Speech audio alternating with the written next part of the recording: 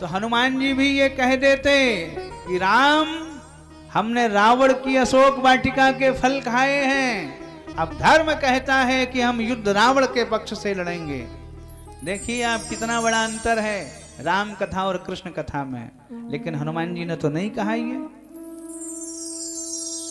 समझ लीजिए, जहां भाई भाई के प्रति समर्पित हो जाता है वहां रामायण का जन्म होता है। जहां भाई भाई के लिए त्याग कर देता है वहां रामायण का जन्म होता है। जहां भाई भाई के प्रति प्रेम का भाव होता है वहां रामायण का जन्म होता है।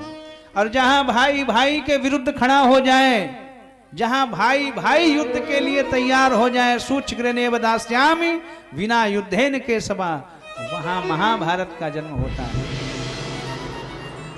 18 पर्वों में महाभारत के जो 12वां पर्व है भीष्म पर्व, इसी पर्व में भगवत गीता है जिसमें 18 अध्याय हैं, 700 श्लोक हैं। पहला अध्याय और उसका पहला श्लोक है अंधे धृतराष्ट्र का, ये एक ही श्लोक है पूरे भगवत गीता में। उन्होंने पूछा, संजय धर्म क्षेत्रे कुरुक्षेत्रे संवेतायुत्सवा मामका पांडवाश्चैव किम कुर्वत संजया। बस समझ लीजिए यहीं से महाभारत की शुरुआत हो गई। अंधे धृतराष्ट्र पूछ रहे, संजय मामका पांडवाश्चैव, मेरे और पांडु पुत्रों ने धर्म क्षेत्र कुरुक्षेत्र के मैदान में क्या किया। जहां मेरा तेरा आ जाए समझ लेना उस घर में महाभारत होना ही है। और जिस घर का बुजुर्ग मेरा तेरा करने लगे, सोचिए वहां फिर महाभारत कोई रोक नहीं पाएगा, वहां तो महाभारत होनी है। गांव का एक किसान, तो उसका बेटा उसने अपने छोटे भाई के साथ भेज दिया। और ग्वालियर नौकरी करते थे, सोचा हमारा बेटा भी पढ़ जाएगा वहाँ, तो वहाँ रहने लगा वो। और उसकी चाची बड़ा पक्षपात उसके साथ करें, उसके साथ अच्छा व्यवहार न करें।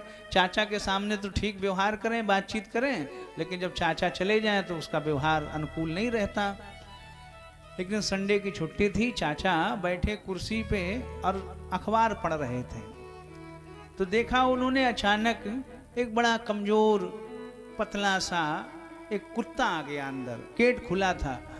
तो उन्होंने अपने भतीजे से कहा कि देख क्या रहे खड़े खड़े, भगाओ उसको, देखो कैसा दीनहीन है। तो उस भतीजे, हमको लग रहा ये कुत्ता भी अपने चाचा के यहाँ रहता है। क्या कहा तुमने? चश्मा उन्होंने ऊपर किया, अखबार नीचे किया। कहा इसीलिए इसके साथ पक्षपात होता होगा, इसीलिए देखो चाचा कैसा कमजोर हो गया ये शरीर से। तो चाचा को सत्य का उद्घाटन हुआ कि हमारे घर में पक्षपात चल रहा है।